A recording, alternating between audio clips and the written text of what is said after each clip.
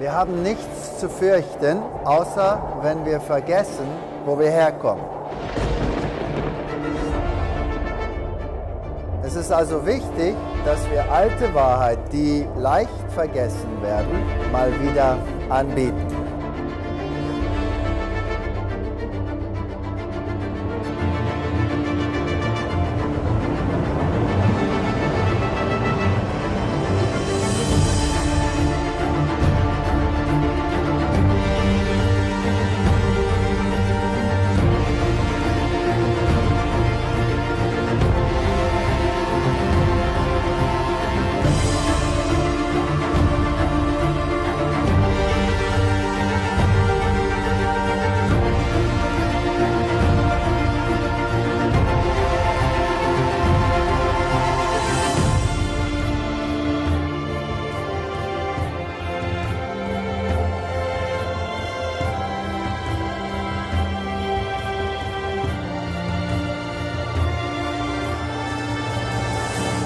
Das ist ein ernstes Thema und so müssen wir es auch ziemlich ernst behandeln.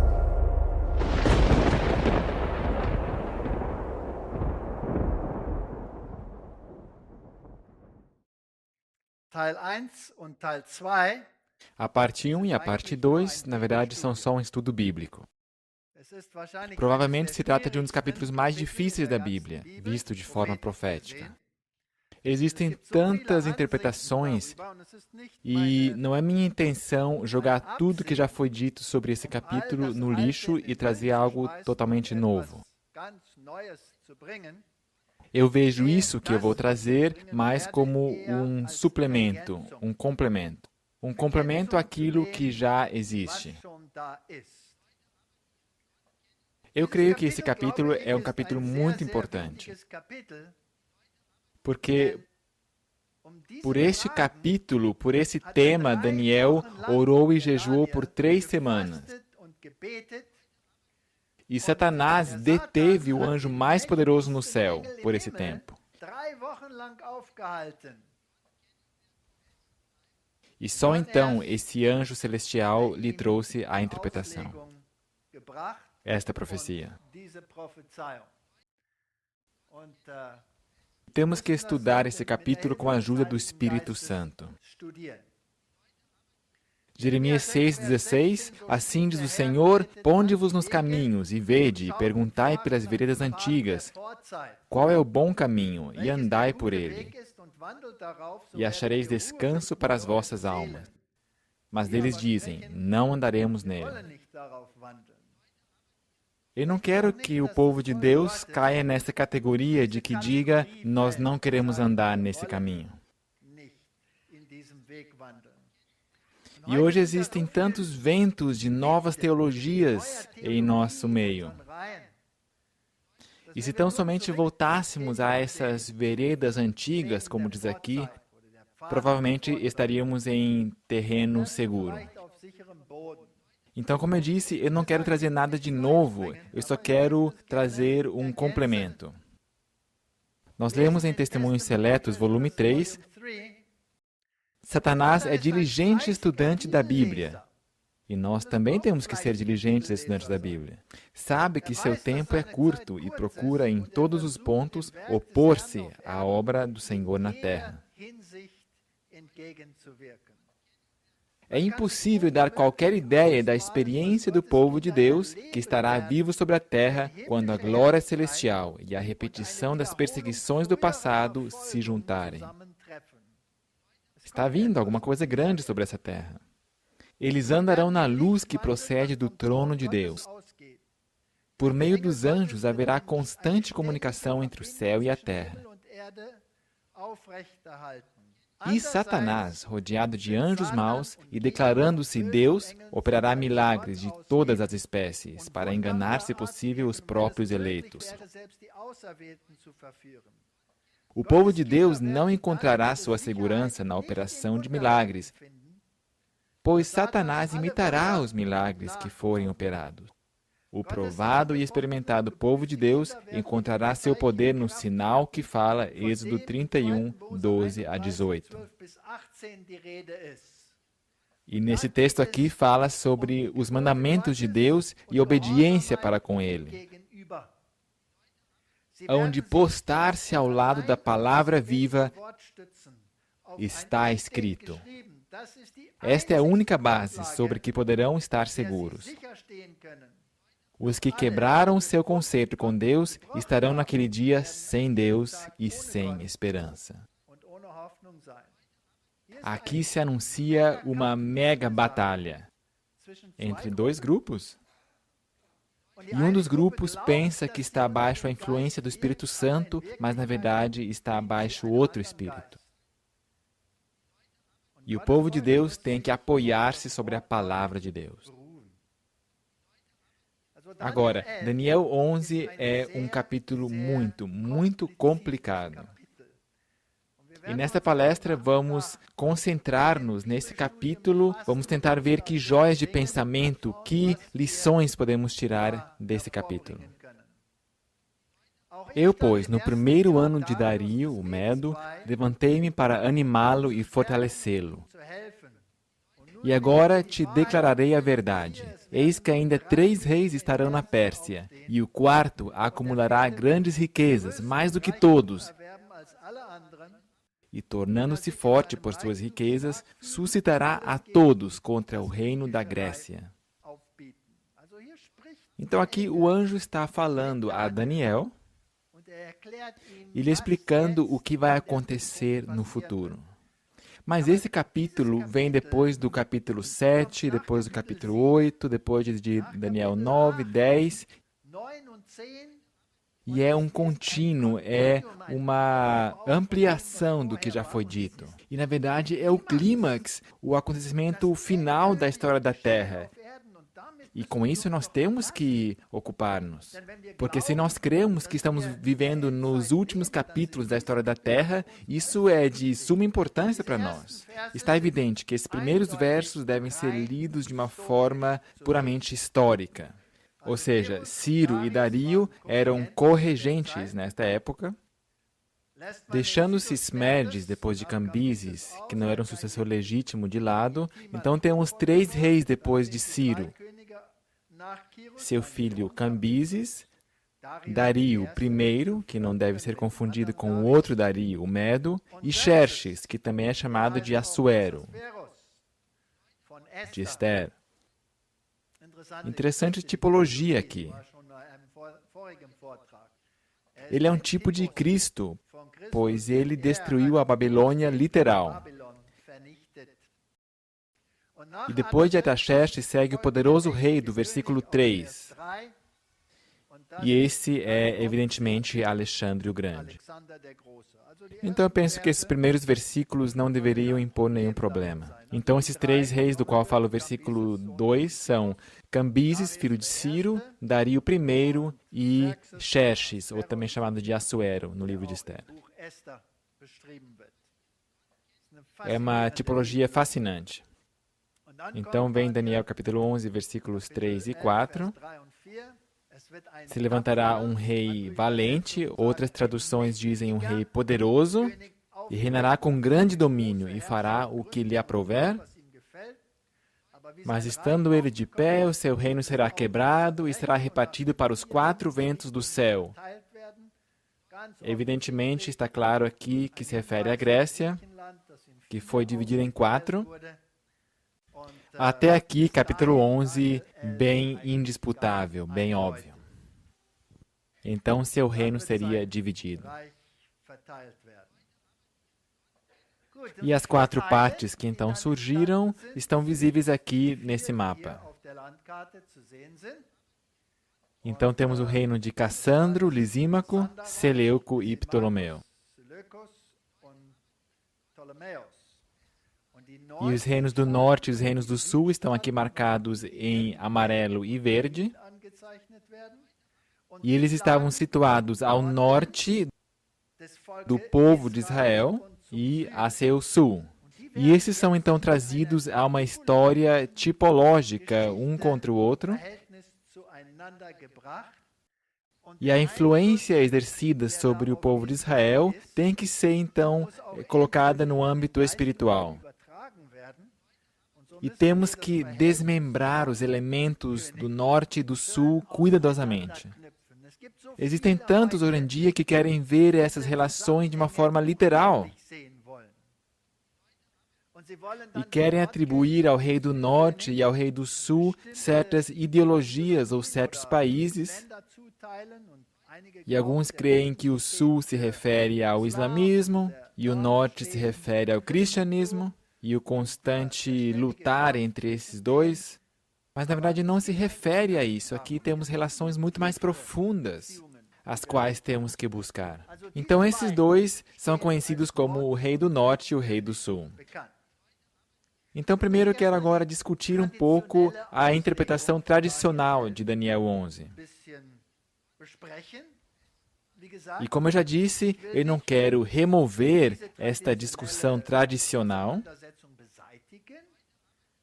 Eu quero muito mais complementá-la. Na verdade, ela pode persistir na sua inteireza, mesmo com esta nova ou com essa interpretação adicional.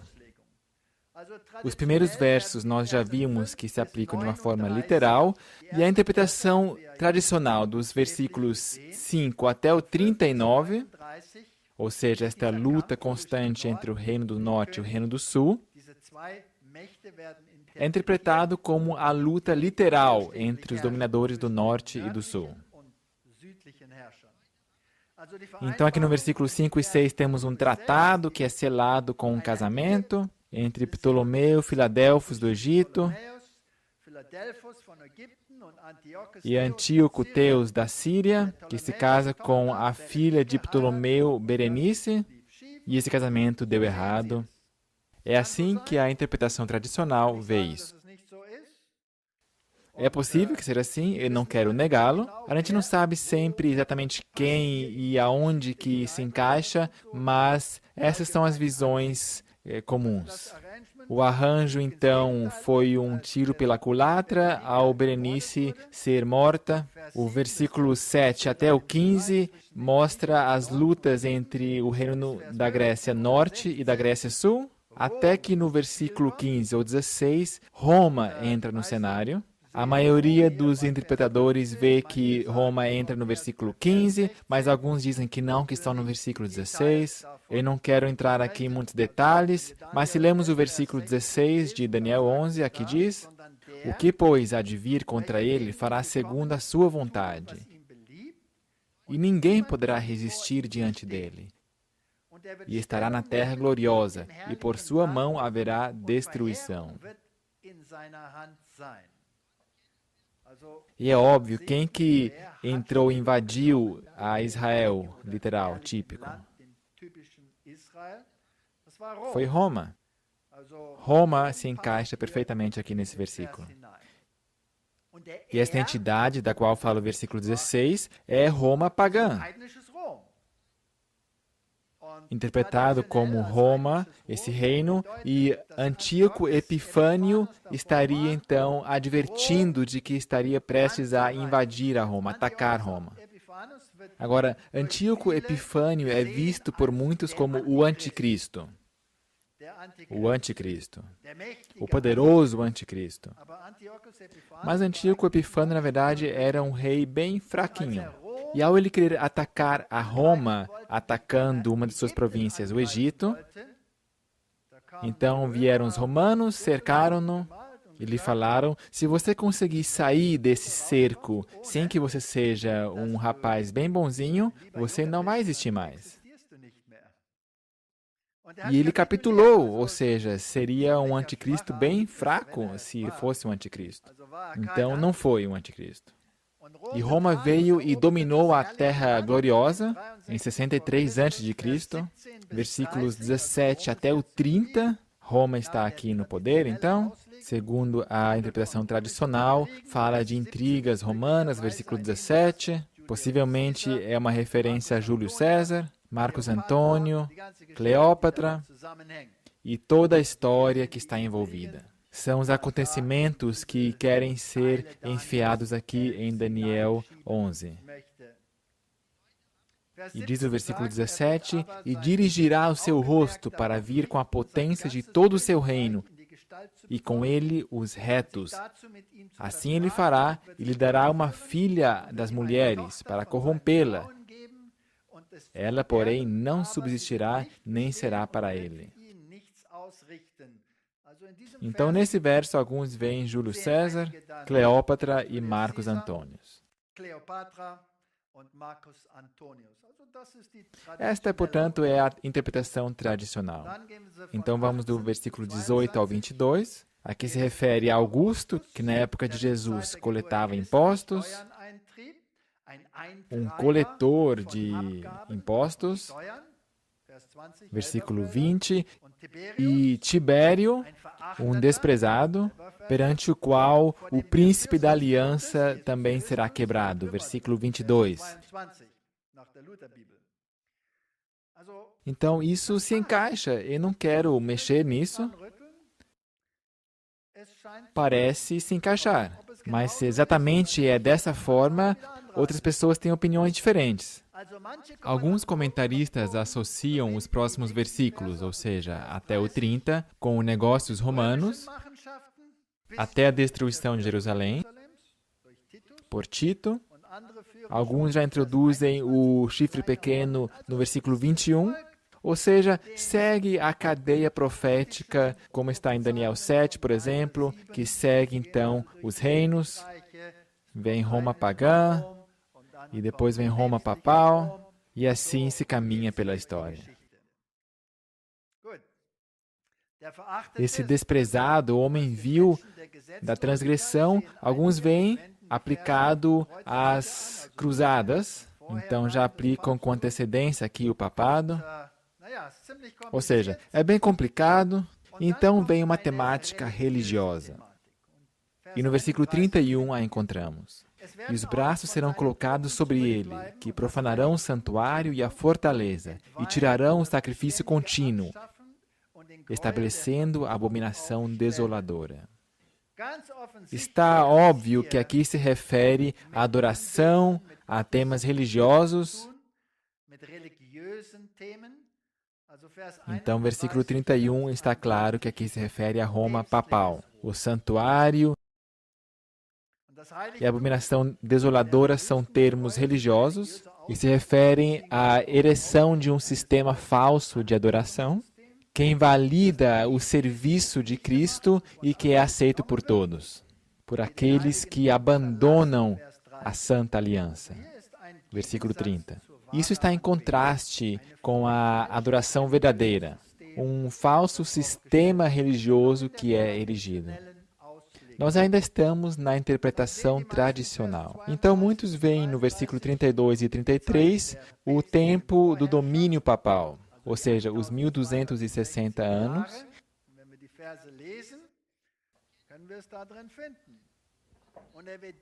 E aos violadores da aliança ele com lisonjas perverterá.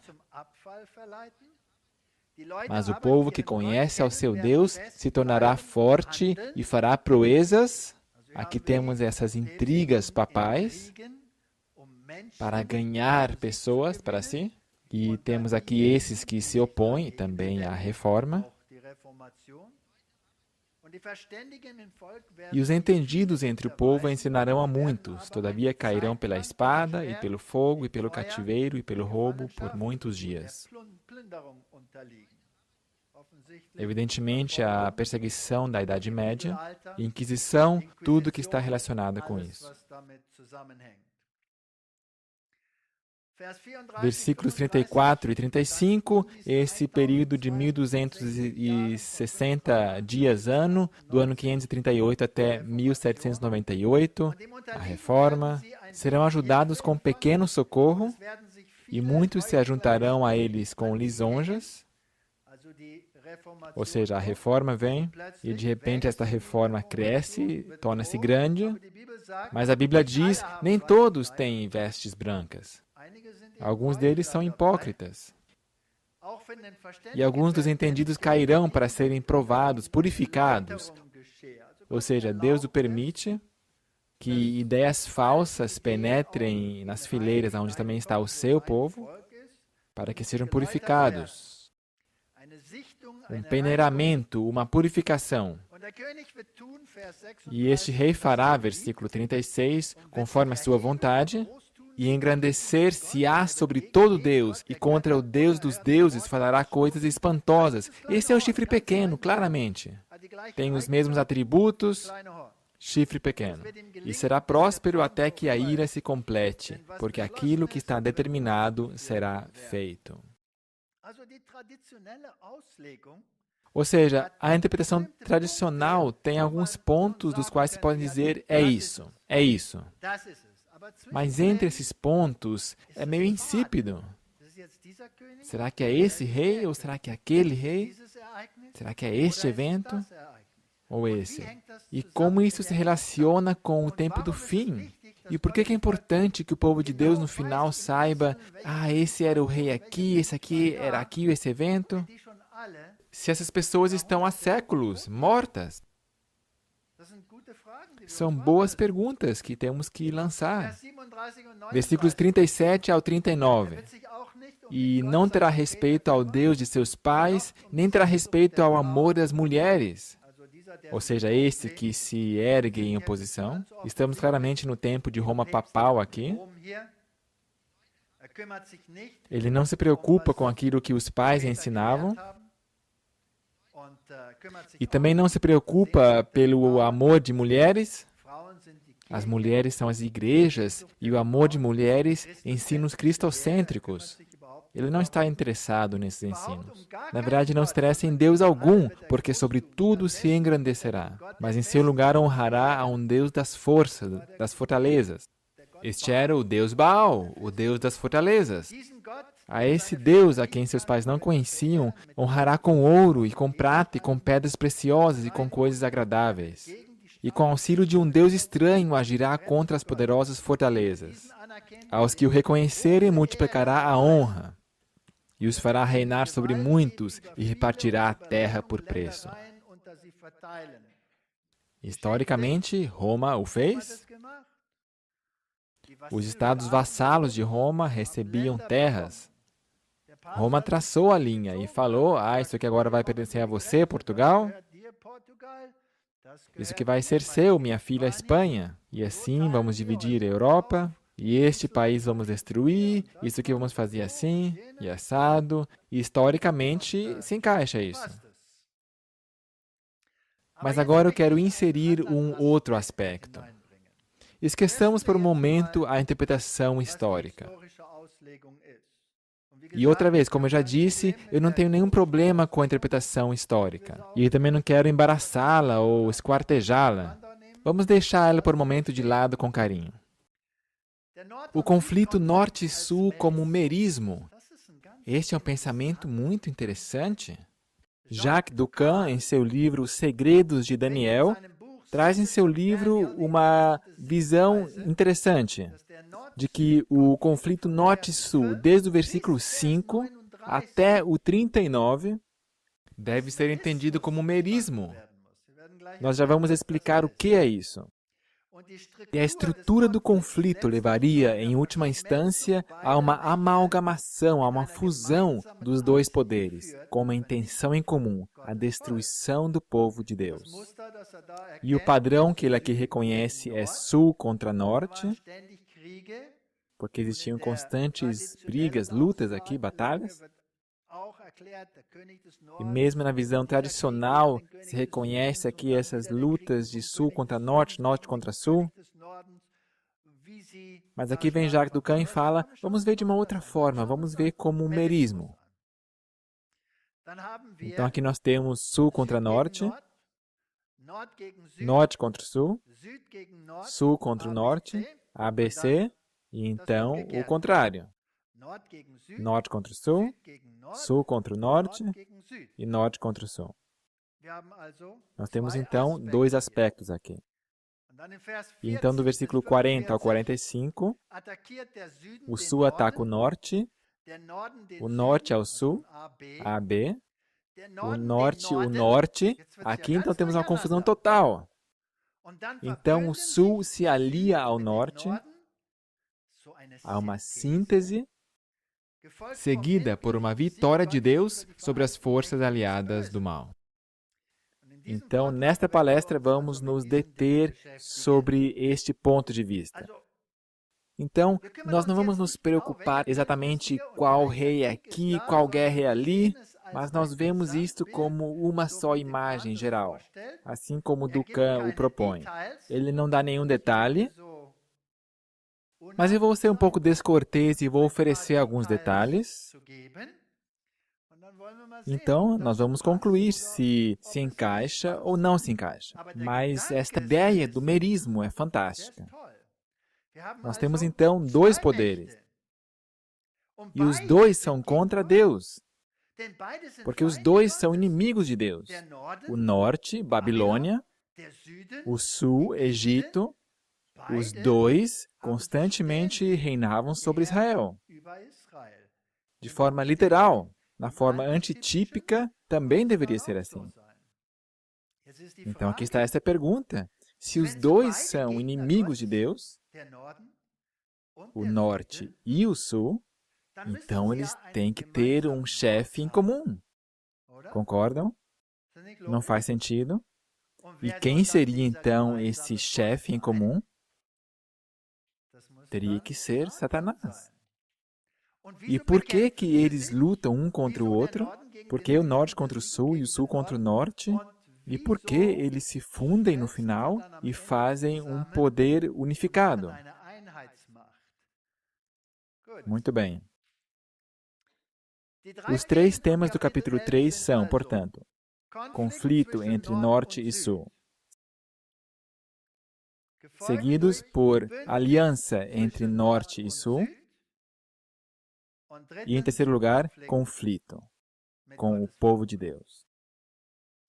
Do versículo 5 ao 39, nós temos aqui uma briga hegeliana. Hegel propôs que nós levantamos a dois opostos, a duas ideologias opostas, uma ao lado da outra. Então, nós juntamos esses dois rebanhos a um grupo só. Através dos constantes conflitos entre os dois grupos, esfregamos um contra o outro, até que se tornem um. Genial esse pensamento. Uma briga hegeliana entre dois sistemas filosóficos, que tem uma meta em comum, a erradicação do povo de Deus e da verdadeira adoração. E esse merismo, então, explica o porquê dessas constantes brigas entre dois partidos que deveriam estar do mesmo lado. Então, o que é um merismo? O merismo consiste de dois elementos em contraste, em oposição, que juntos compõem um todo. E existem muitos exemplos de merismos na Bíblia. Aqui estão alguns exemplos bonitos. Salmo 89, 11 e 12. Teus são os céus, e tu é a terra, o mundo e a sua plenitude, tu os fundaste.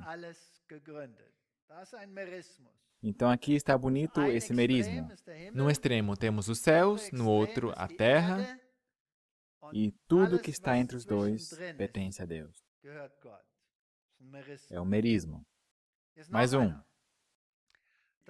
E é também um paralelismo. O norte e o sul tu os criaste. Tabor e Hermon jubilam em teu nome. Então aqui também dois extremos, norte e o sul. E o pensamento é, tudo que está entre norte e sul é governado por Deus. Então, dois contrastes formam um pensamento. Em Ezequiel, capítulo 21, versículo 3, também tem outro bonito. E dize a terra de Israel, assim diz o Senhor, eis que eu sou contra ti, e tirarei a minha espada da bainha, e exterminarei do meio de ti o justo e o ímpio. E por isso que hei de exterminar do meio de ti o justo e o ímpio, a minha espada sairá da sua bainha contra toda a carne, desde o merismo, sul, até o norte. Tudo entre o sul e o norte. Deus é o Criador do universo e Ele reina céus e terra. Merismo. É desse jeito que é o merismo. Daniel 11, versículo 27. Também estes dois reis terão coração atento para fazerem o mal, más intenções. Esses dois reis, o rei do norte e o rei do sul, que tipo de intenção tem os dois? Más intenções. Eles estão sentados à mesma mesa e falam mentiras, mas não prosperará porque ainda haverá o fim no tempo determinado. Então, apesar deles lutarem um contra o outro, aonde eles estão sentados? Numa só mesa, e eles tomam conselho e falam mentiras. Então, os dois são inimigos, e atrás dos bastidores, temos aqui um efeito hegeliano.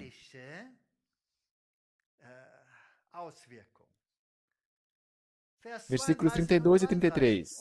E aos violadores da aliança, agora é o rei do norte, ele com lisonjas perverterá. Mas o povo que conhece ao seu Deus se tornará forte e fará proezas. Aqui temos então um poder, e é um poder que professa ser religioso, porque se refere a Deus e vai contra a aliança, e ele, por lisonjas, leva o mundo a estar do seu lado. Este rei do norte. Mas existem pessoas que são contra ele, e essas são pessoas que conhecem ao seu Deus. Então, definitivamente, no final, temos a luta entre o povo de Deus e a força combinada norte e sul. E agora só temos que identificar o que é esse poder do norte e o que é o poder, ou quem é o poder, do sul.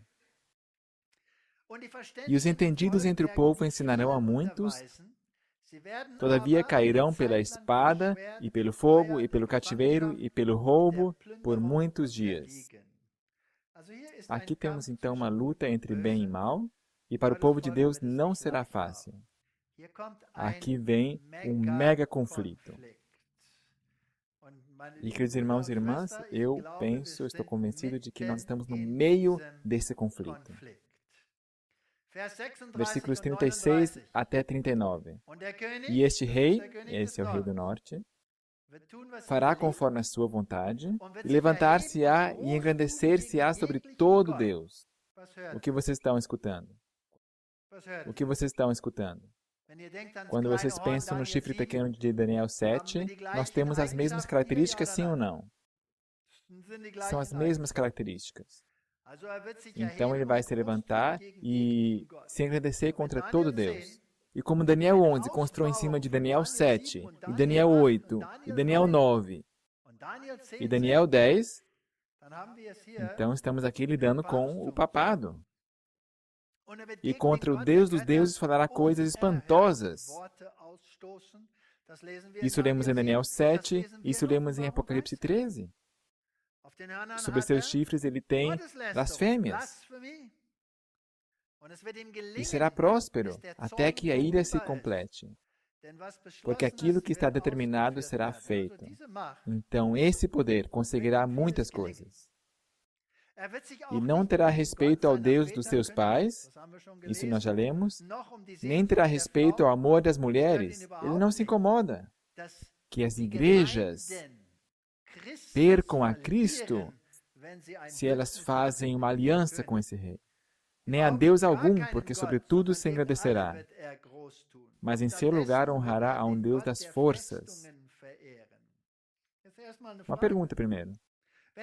Se ele se engrandecerá contra todos os deuses, será que ele se engrandece também sobre todas as outras religiões? Sim ou não?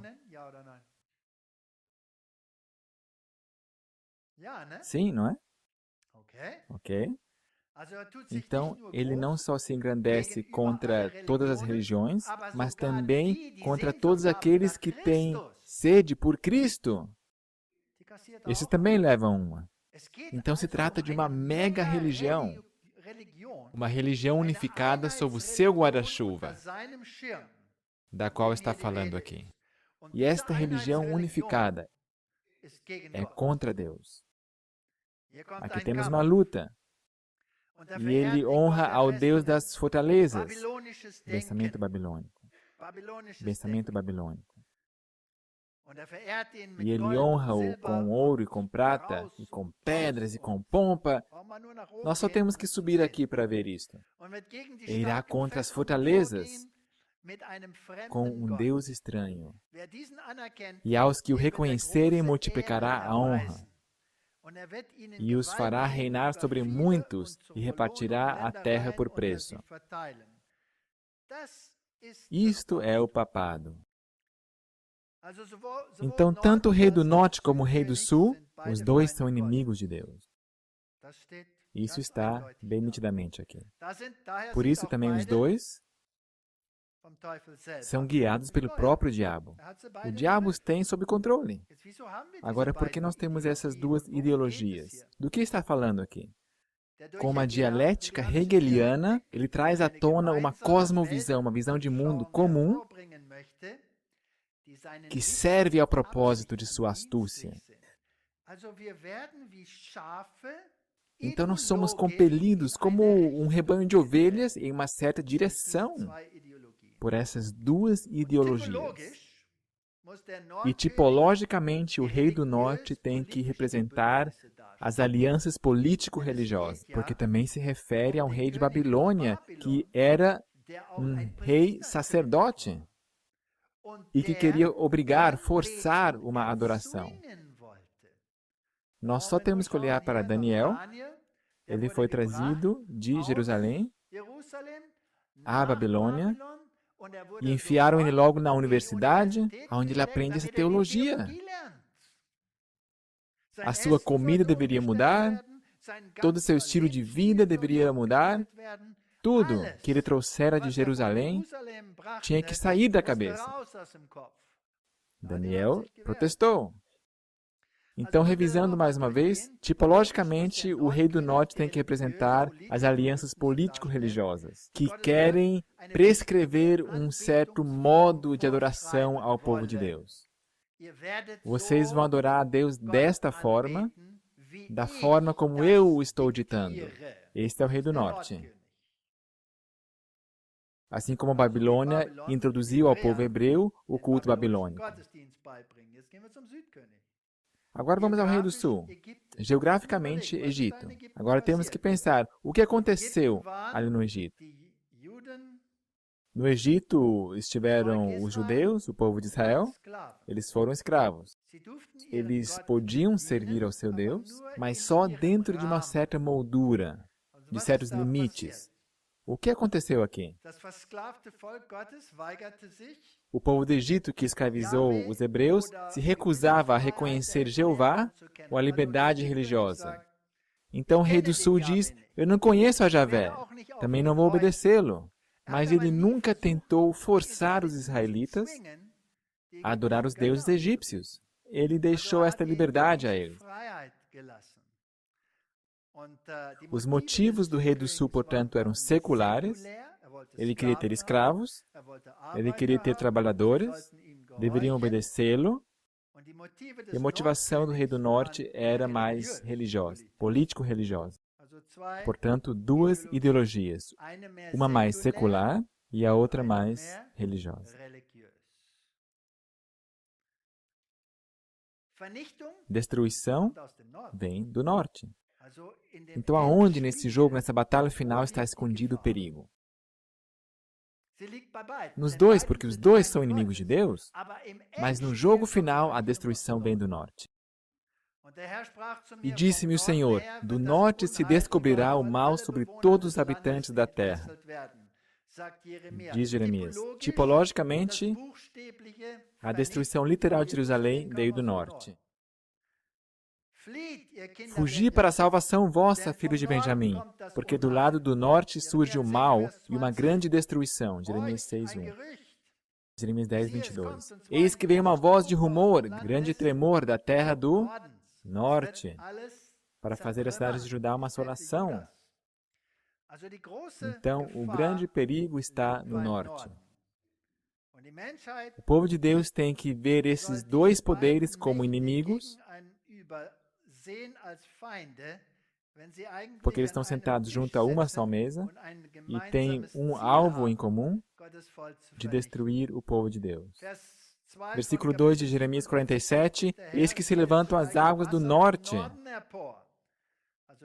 Então os povos são influenciados pelo pensamento do norte, não pela forma de pensar do sul, no fim dos tempos. Jeremias 50, versículo 3, porque subiu contra ela uma nação do norte, que fará da sua terra uma solidão, e não haverá quem nela habite. Tanto os homens como seus animais fugiram e se foram. Então, o alvo do rei do norte é a destruição total de Jerusalém. Então, quando olhamos para o lado típico, ou seja, literal, Jerusalém foi destruída, mas sobrou um remanescente. E isso é importante. Tivemos ali um resto. Vamos dar uma olhada aqui no mapa.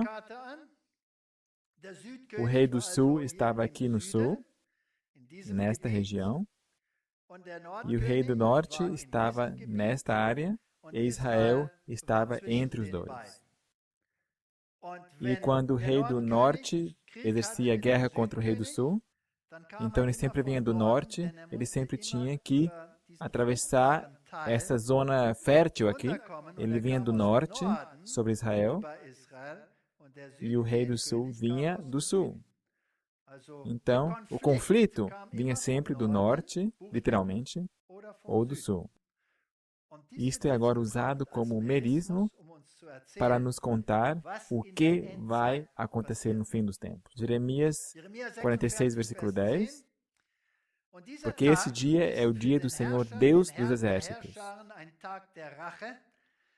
Dia de vingança, para ele se vingar dos seus adversários, e a espada devorará, e fartar-se-á, e embriagar-se-á com o sangue deles. Porque o Senhor Deus dos exércitos tem um sacrifício na terra do norte, junto ao rio Eufrates. Então, definitivamente, esse rei do norte, que na verdade está unido com o rei do sul, será destruído por quem?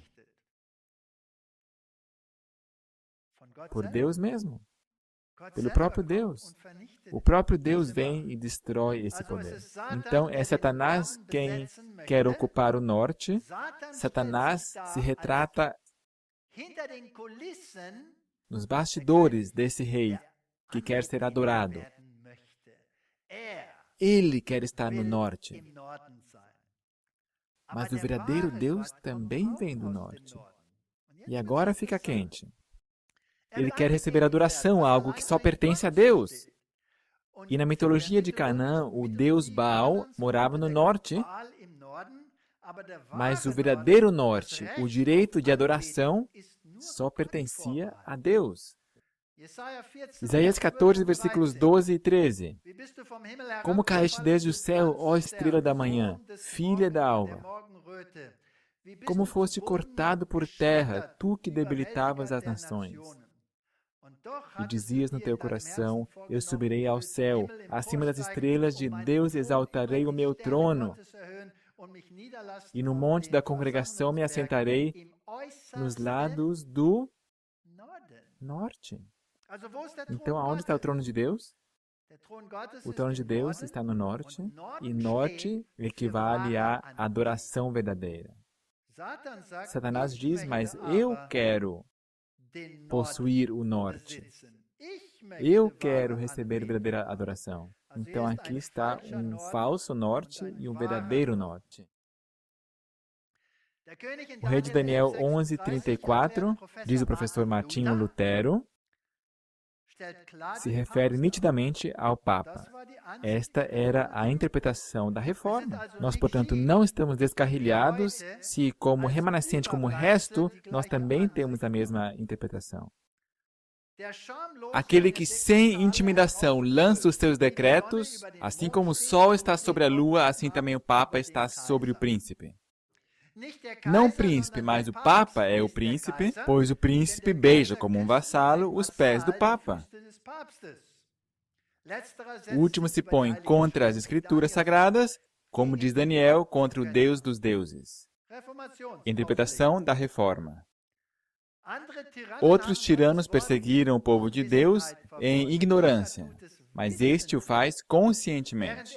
Enquanto ele chama a Escritura Sagrada de Palavra de Deus, ele na verdade quer dominar sobre ela. Portanto, ele pode ser denominado de Deus terreno. Em 2 Tessalonicenses é evidente de que ele é o homem do pecado e o filho da perdição, que se levanta contra tudo que é Deus ou culto, a tal ponto que ele se senta no templo de Deus e pretende ser o próprio Deus. Martinho Lutero. Não é fácil, como pecador privado e perdido, que ele aqui é chamado de homem do pecado e filho da perdição? É a entidade pública que arrasta as pessoas ao pecado e à destruição. Portanto, ele faz uma aliança contra aqueles que se levantam contra a aliança divina. Martinho Lutero, portanto, eu penso que você acertou na mosca. Martinho Lutero vai tão longe que disse o seguinte: se você não lutar de todo o coração contra o governo profano do Papa, você não pode ser salvo. Você não pode ser salvo. Quem encontra prazer na religião e no culto papal, perderá a salvação ao mundo por vir. Se você rejeitar o papado, você tem que estar preparado para aceitar todos os perigos e mesmo perder a sua vida. Mas é muito melhor aqui nessa terra estar exposto a tais perigos do que permanecer calado. Enquanto eu viver, eu quero expor perante meus irmãos a ferida e a praga babilônica, temendo que, se eu não o fizer, muitos de nós, como os demais, caiam em apostasia. Ok, esse era Martinho Lutero. Vamos, portanto, ao Adventismo. E nós perguntamos aos pioneiros, como é que vocês interpretavam esse rei do norte? Porque hoje em dia existem ideologias esquisitas, mas eu prefiro permanecer ali onde estava o candeeiro de Deus. E eu creio que esse candelabro de Deus estava na Reforma, e eu creio que o candelabro de Deus também estava no movimento do Advento. Os pioneiros do Adventismo chegaram, através de estudo bíblico profundo, à conclusão de que, no final, o poder descrito por Daniel 11 representa o papado. Somente Uriah Smith tentou dar uma outra interpretação e ele propôs que seria a Turquia. Então veio James White, Tiago White, e corrigiu ao pastor Uriah Smith. Isso é o que ele escreveu. O irmão Smith apresentou uma bonita palestra sobre Daniel 11, e a sua interpretação parece plausível. Mas se o ferro das pernas e o ferro dos pés representam a Roma, e se o animal terrível e espantoso em Daniel 7 e o chifre pequeno representam a Roma, e se o pequeno chifre em Daniel 8, que se torna muito grande, representam a Roma, então também o rei do norte é Roma. Irmãos, essas são 4 profecias paralelas, cujo alcance é até a vinda do nosso Senhor. O interessante é que Tiago White recebe uma na telha da senhora White. Ele reclama por ele ter dito isso. Mas ela não o repreende pelo conteúdo do que ele disse, mas pelo lugar onde ele disse. Ela diz que ele deveria ter discutido isso pessoalmente com ele. E o irmão Smith poderia ter dito, irmãos e irmãs, realmente eu estava errado, não é assim como eu disse. Portanto, esta é a visão correta, é a interpretação dos pioneiros. O rei do norte é o papado. E Louis Ware, eu respeito muito os seus escritos. Ele diz: se nós consideramos que essa profecia de Daniel é uma conclusão certeira das profecias anteriores a ela, então reconhecemos quão significativa ela é. Todas as profecias anteriores de Daniel encontram nesse capítulo o seu clímax. Ele recebeu esta profecia depois de ele ter jejuado por 3 semanas para compreender melhor o que ele tinha visto anteriormente. Por um momento, eu gostaria de dizer algo diferente. Por 3 semanas, ele orou e jejuou. E por 3 semanas, ele não recebe nenhuma resposta. E se nós lermos Daniel 10, nós vamos ver o que aconteceu ali. O anjo Gabriel fala a Daniel: ao você começar a orar, eu vim. Mas o príncipe estava reinando aqui. Ele me reteve por 3 semanas. 21 dias. Quem será que era esse príncipe que reteve o anjo mais poderoso que estava no céu nessa época? Quem era? Só pode ser Lúcifer. Até que veio Miguel, um dos príncipes do teu povo. E ele veio ajudar-me. Agora eu posso te dizer o que vai acontecer nesse último capítulo, capítulo 11. É um ponto interessante. Quem, portanto, é mais poderoso? O anjo mais poderoso no céu, Gabriel, ou o anjo caído na terra, Lúcifer? Quem que é mais poderoso?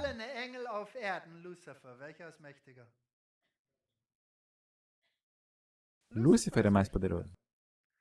Porque se Gabriel fosse mais poderoso, ele simplesmente teria enxotado Lúcifer e teria ido a Daniel. Mas ele não conseguiu. Porque Lúcifer, ao cair do céu, ele perdeu a sua posição, porém não o seu poder. Só existe um outro poder que é mais poderoso que Lúcifer. E esse poder é o próprio Deus. Por isso que Miguel teve que vir e trazer a ajuda necessária. E ao reconhecermos isso, podemos entender por que não pôde vir um outro anjo. Lúcifer não podia ser vencido por um Gabriel ou algum outro anjo. Ele é mais poderoso. A segunda força mais poderosa no universo é Lúcifer. Que presunção quando nós, como seres humanos, pretendemos poder expulsar, enxotar o diabo, como os carismáticos o fazem. Que arrogância! Nem o próprio Gabriel estava a essa altura. Nem Gabriel. Se nós não tivermos Miguel, o nosso príncipe ao nosso lado, não temos nenhuma chance. Nenhuma chance. E só Miguel pode vencê-lo. Só Miguel pode nos salvar. Portanto, Miguel tem que ser o quê? Tem que ser Deus. Tem que ser Jesus Cristo. Então ele continua dizendo que Daniel recebeu esta visão depois de que ele jejuou e orou por 3 semanas pedindo mais luz. Portanto, fica claro que nós só vamos compreender esse clímax do rei do norte em Jerusalém quando estudamos essa profecia à luz dos capítulos precedentes. Portanto, isso é bem importante. Satanás não quer saber o que vai acontecer com o rei do norte, porque ele definitivamente é o rei do norte, mas ele tem uma pessoa através da qual ele atua.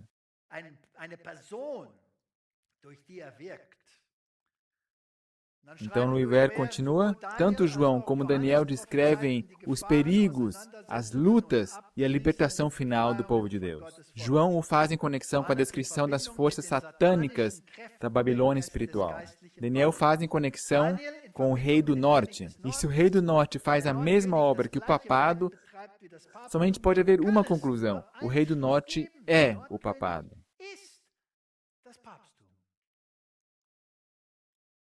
Muito bem. Agora queremos dar uma olhada pelo ângulo tipológico. A tipologia é tão fantástica. A tipologia é tão tangível. É fantástica. É maravilhosa. E nós temos uma tipologia fantástica desta luta final entre o povo de Deus e o rei do norte. Na tipologia do príncipe e do rei de Tiro.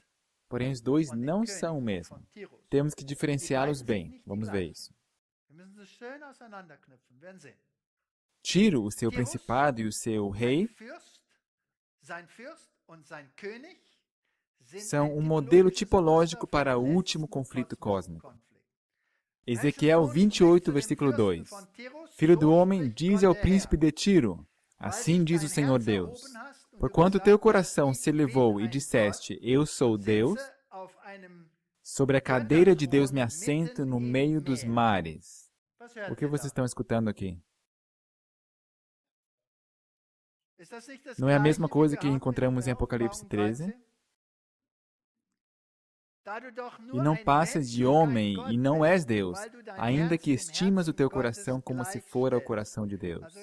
Então temos aqui um tipo, temos um príncipe de Tiro, um homem, e ele se iguala a Deus. Antítipo, temos que ter um príncipe no fim dos tempos, que no meio dos mares, ou seja, dos povos, se quer igualar a Deus. Muito bem. Capítulo 26, verso 7, porque assim diz o Senhor Deus, eis que eu, desde o norte, trarei contra Tiro a Nabucodonosor, rei da Babilônia, o rei dos reis, com cavalos e com carros e com cavaleiros e companhias e muito povo. Portanto, esse Tiro típico será definitivamente destruído, engolido por este rei do norte, Babilônia. O homem da iniquidade tem as mesmas pretensões que o príncipe de Tiro. Ele se assenta como governante no templo, assim como o Antítipo na igreja, e pretende ter a posição de Deus. Em seu papel político-religioso como mártir, Apocalipse 13, ele recebe o assento, o trono, a autoridade diretamente do dragão. Portanto, o dragão lhe dá o seu poder e o seu trono e a autoridade para reinar sobre os povos. Portanto, aqui temos um homem, um rei humano, mas atrás dele está o dragão, que é Satanás. Agora, mais uma coisa que é interessante. Tiro também representa um poder econômico, porque os fenícios eram comerciantes e navegadores. E se lemos Apocalipse 18, ali lemos sobre comércio e navegação, sobre propriedades econômicas. A marca da besta também é introduzida num patamar econômico. Você não pode comprar e não pode vender. 2 Tessalonicenses 2, 3. Ninguém de maneira alguma vos engane, porque não será assim sem que antes venha a apostasia e se manifeste o homem do pecado, filho da perdição, e se levanta contra tudo que se chama Deus ou se adora. Portanto, aqui o contexto é nitidamente adoração, de sorte que se assentará como Deus no templo de Deus, querendo parecer Deus. É a mesma coisa que fez o príncipe de Tiro, sim ou não? A mesma coisa. Portanto, temos um tipo, príncipe de Tiro, temos um antítipo ou sombra, que é o papado. E a besta, Apocalipse 13, 2, que eu vi, era semelhante ao leopardo, e os seus pés como os de urso, e a sua boca como a de leão. Portanto, aqui vemos um conglomerado de Daniel 7. Ele tem todas essas características da forma de adoração da Medopérsia, de Roma, da Grécia. A sua ideologia é composta por ideologias pagãs. E o dragão deu-lhe seu poder e seu trono e grande poderio. Portanto, atrás desse príncipe terreno está um outro poder, o poder do dragão, Lúcifer. Atrás do príncipe de Tiro está um outro poder, um rei. E ele se assenta num templo, esse poder do final dos tempos. Ele está sentado lá, mas essa posição pertence a Deus. Está sentado no trono, que está no norte, porque Ezequiel descreve como o trono vem do norte. O seu reinado, portanto, também se encontra no norte. Portanto, estão perante o trono de Deus e o servem de dia e de noite. E o que se assenta no trono irá estender a sua tenda sobre eles. Portanto, o Deus verdadeiro também está sentado no norte. Portanto, nós temos dois reis do norte aqui. Apocalipse 13, versículo 1. E vi subir do mar uma besta que tinha 7 cabeças e 10 chifres, e sobre seus chifres 10 diademas, e sobre as suas cabeças um nome de blasfêmia. E Wesley diz claramente, esta besta é o Papa que levantou seu poder há 600 anos e ainda permanecerá por um certo período de tempo.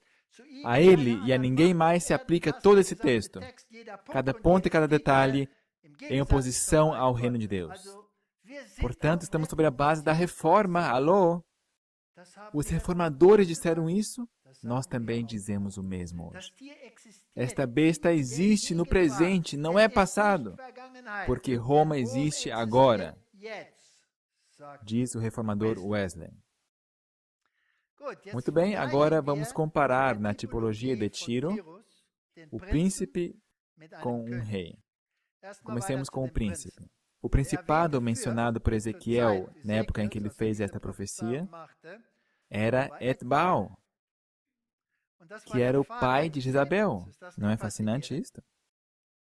O pai de Jezabel, que se casou com o rei israelita Acabe e que mergulhou todo o povo no culto a Baal. Aqui temos um tipo. Aqui está um rei terreno, temporal, e este conseguiu, através de Acabe, mergulhar todo o povo no culto pagão.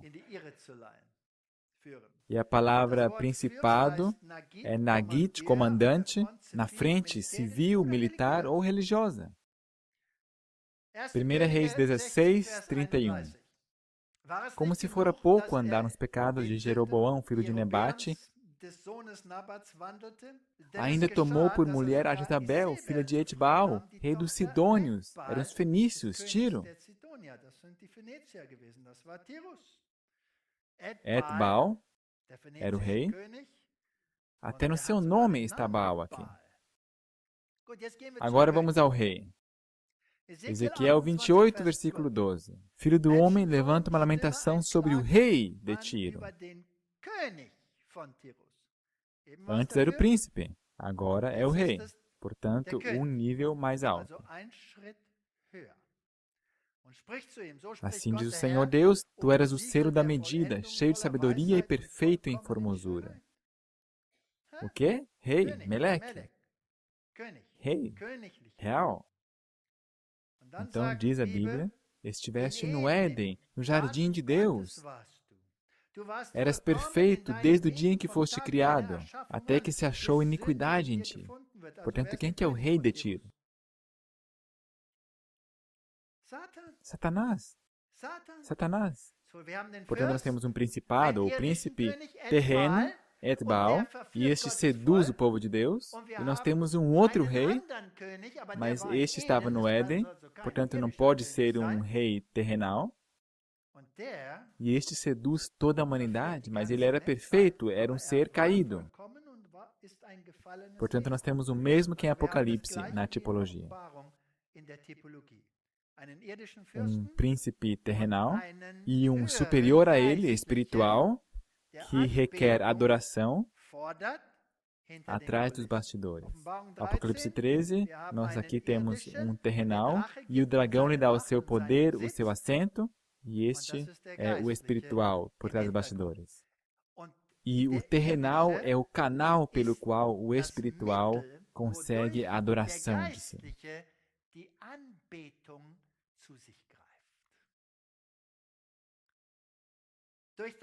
Na multiplicação do teu comércio, encheram o teu interior de violência.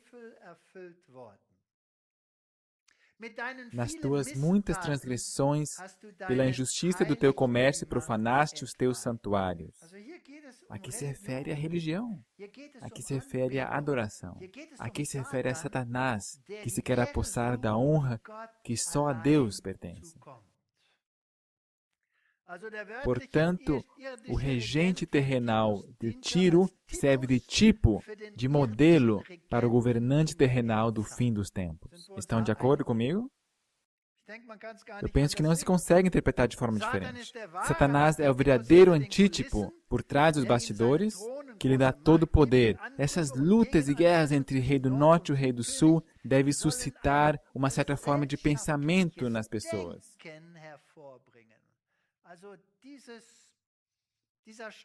Esta luta entre norte e sul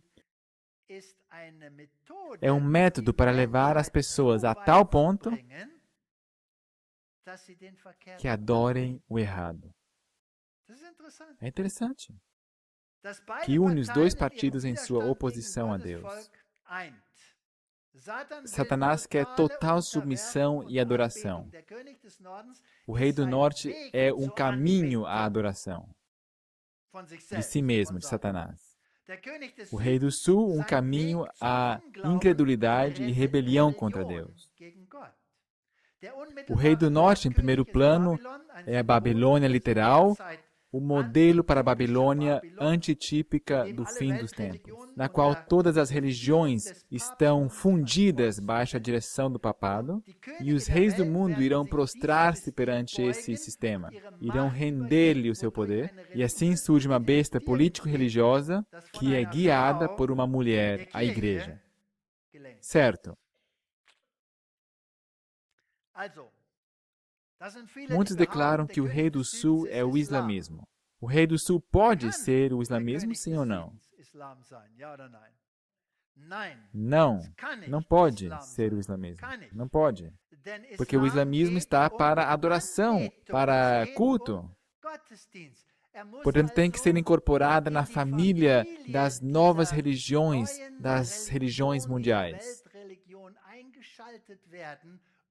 Baixo o poder do rei do norte. Portanto, quem seria este rei do sul?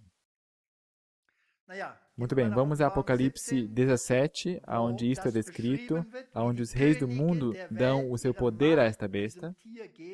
Verso 3, e levou-me em espírito a um deserto, e vi uma mulher assentada sobre uma besta de cor escarlata, que estava cheia de nome de blasfêmia, e tinha 7 cabeças e 10 chifres.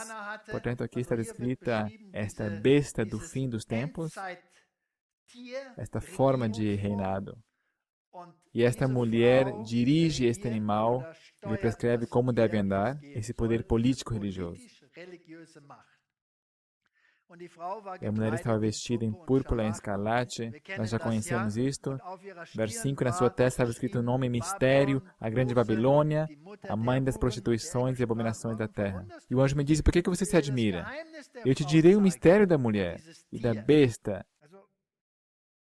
Portanto, no final, todos vão estar submissos a esse rei do norte. O rei do sul incorpora, portanto, o quê? Se o rei do norte representa o aspecto religioso, em todas as suas formas, em todo o mundo, seja islamismo, ou hinduísmo, ou budismo, ou seja o que for, o rei do sul tem que representar humanismo, evolucionismo, ateísmo, secularismo e existencialismo. Agora ficou interessante. Porque se nós contemplamos isto, porque se a gente considerar bem que todos têm o alvo de eliminar a Deus e ordenar a terra puramente baseado em sabedoria humana, e esses conceitos são, de uma forma ou de outra, procedentes de jesuítas. Por exemplo, Voltaire, Descartes, Teilhard de Chardin e inúmeros outros que introduziram esses pensamentos no mundo. Então, o que está acontecendo aqui? Aqui nós temos uma ideologia anti-Deus,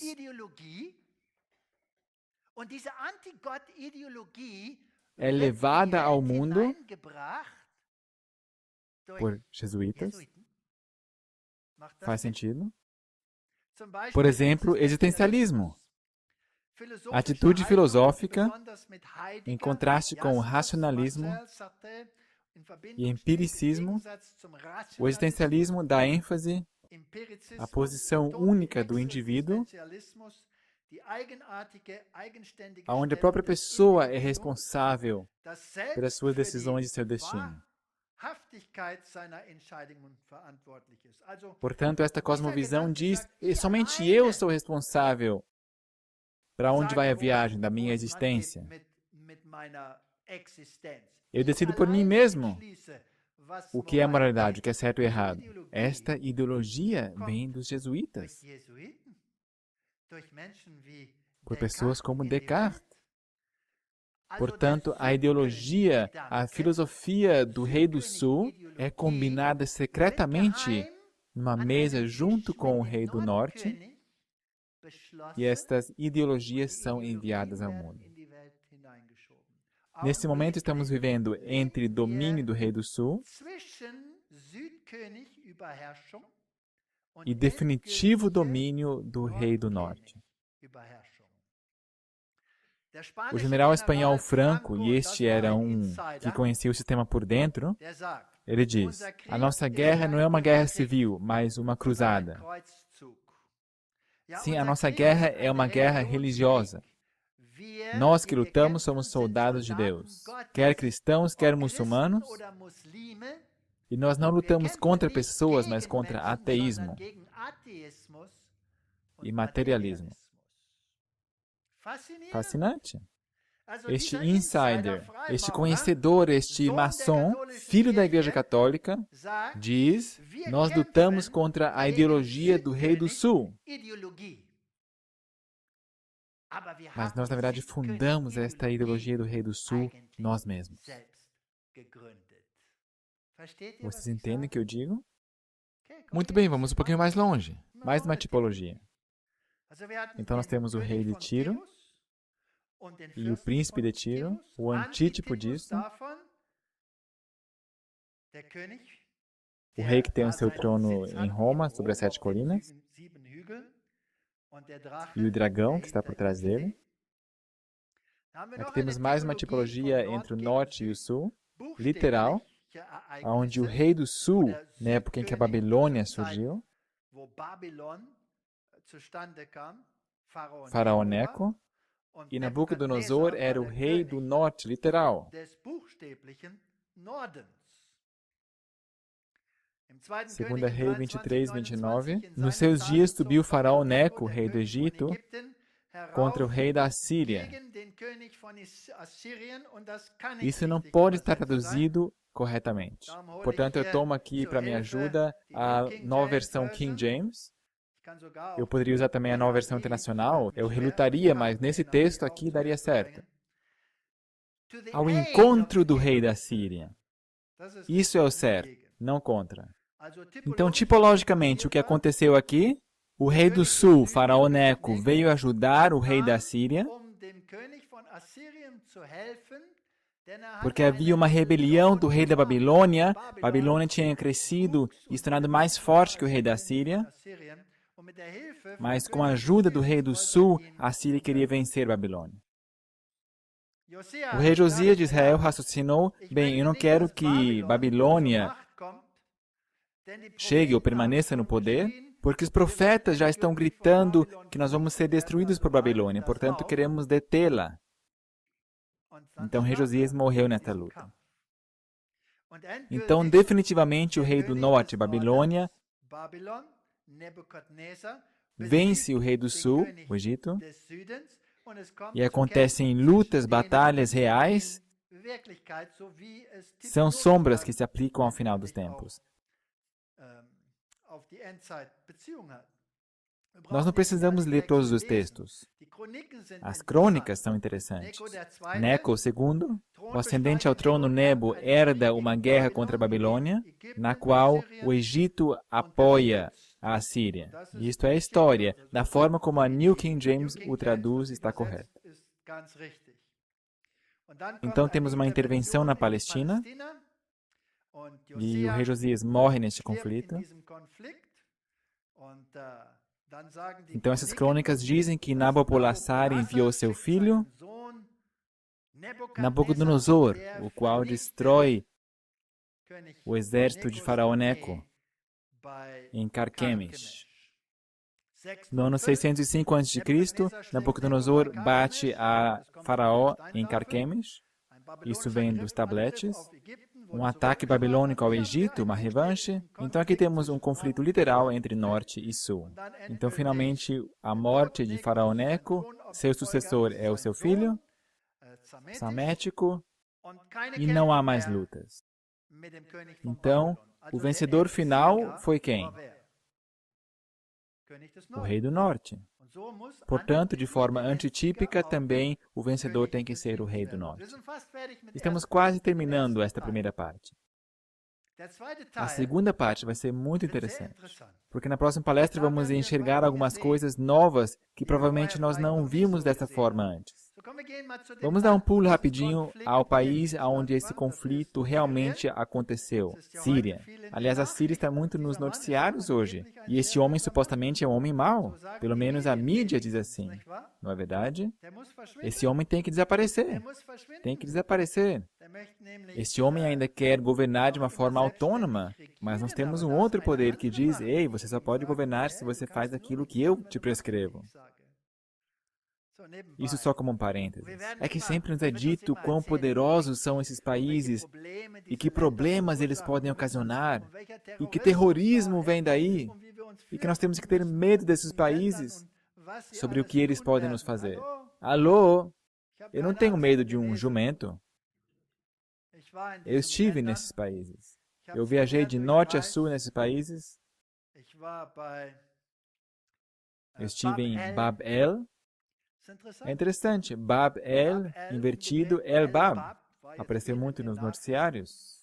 O portal de Deus. É fascinante. Eu nunca vi um caos desse. Então esse é o país e os homens dos quais temos que ter tanto medo. Cuidado quando esta maquinaria moderna, uma vez for aplicada contra nós. Eu já estou com muito medo. Aliás, desse você tem que ter muito medo. Esse é muito perigoso. Esses aqui todos também. Sabem, toda a humanidade está sofrendo porque um quer impor a sua ideologia, que definitivamente entra em conflito com a ideologia divina. Essas pobres pessoas aqui vão agora ser sacrificadas da esquerda para a direita, por todo lado, para que ele possa justificar a sua ideologia. Aqui aconteceu a batalha de Faraó Neco contra o rei da Babilônia. E aqui foi destruído o rei do sul literal, ou pelo menos amansado. Aqui está o monumento e aqui a universidade está fazendo escavações. O rei do norte típico, portanto, venceu o rei do sul típico. Um pouco antes da Babilônia começar o seu ataque contra a Jerusalém literal. Vocês sabem o quê? Eu estou convencido de que nós estamos aqui. Essas condições que dominavam no mundo, onde tínhamos liberdade religiosa, onde tínhamos liberdade de pensamento, onde nós podíamos decidir por nós mesmos a quem servir, onde podíamos falar da forma que estamos falando agora, esse tempo passou. Eu penso que o rei do sul agora vai retroceder perante o rei do norte. Estamos bem no fim. Eu penso que estamos começando a entender um pouquinho dessa profecia de Daniel 11. Para que não sejamos enganados por esta uma ideologia hegeliana ou pela outra ideologia hegeliana. Porque as duas têm a sua mira em nós. E não se equivoque, os dois têm a sua influência sobre o povo de Deus. Os dois. E é muito perigoso. Eu só quero dar um exemplo. Ideologia do rei do sul, evolução. Influência sobre o povo de Deus, sim ou não? Será que existem pessoas entre nós que dizem que nós descendemos de lodo, e que uma força mística juntou tudo, sim ou não? Com certeza. Sabe e entende, desde a saída da ordem para restaurar e para edificar Jerusalém, até o Messias, o príncipe, haverá 7 semanas e 62 semanas. As ruas e o muro se reedificarão, mas em tempos angustiosos. Então aqui se refere ao tempo em que Roma apareceu. Portanto, o rei do norte e o rei do sul, na época de Babilônia. Depois temos o mesmo conflito, Roma se torna o novo rei do norte. E o santuário e o príncipe são destruídos. Tipologicamente, para nós, muito comovedor. Na segunda parte, vamos então aos detalhes do conflito derradeiro, final. Este é fascinante. Fascinante. Aqui vamos ver exatamente como uma ideologia supera a outra e quem na verdade está por trás das duas ideologias.